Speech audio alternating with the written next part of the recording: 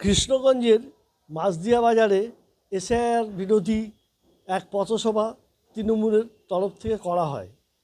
রানাঘাট বিশেষ করে নদিয়া দক্ষিণে উদ্বাস্তু এবং মতুয়া সম্প্রদায়ের মানুষের বসবাস যথেষ্ট। তাদের একটা বড় অংশের ভোট পেয়েছিল বিজেপি।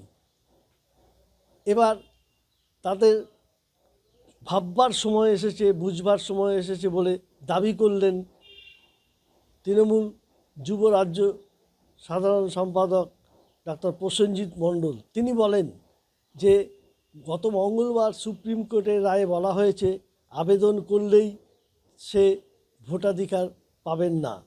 ফলে এতদিন বিজেপি নেতারা তাদেরকে বুঝিয়ে এসেছিল যে সিএতে আবেদন করলেই তারা ভোট দিতে পারবেন, কিন্তু সেটা যে আর হবে না তা তাদের বোঝা দরকার।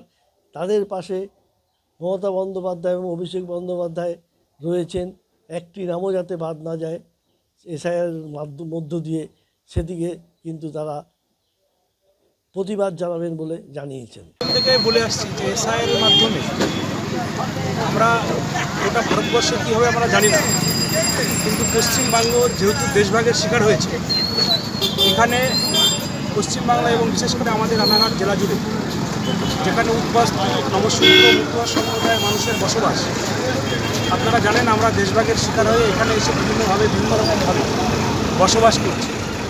এসআইআর মাধ্যমে যদি আমাদের ভোটার অধিকার বাদ দেওয়ার যে কথা বলেছে আমাদের নেত্রী জননেত্রী মমতা বন্দ্যোপাধ্যায় এবং অধিনায়ক অভিষেক বন্দ্যোপাধ্যায় বলেছে যে বৈধ ভোটার তালিকা থেকে যদি কোনো একজন মানুষের নাম বাদ যায় তাহলে আমরা আমাদের নেতৃত্বের গণতান্ত্রিক মাধ্যমে সাধারণ মানুষের পাশে দাঁড়াতে সব রকম প্রস্তুত।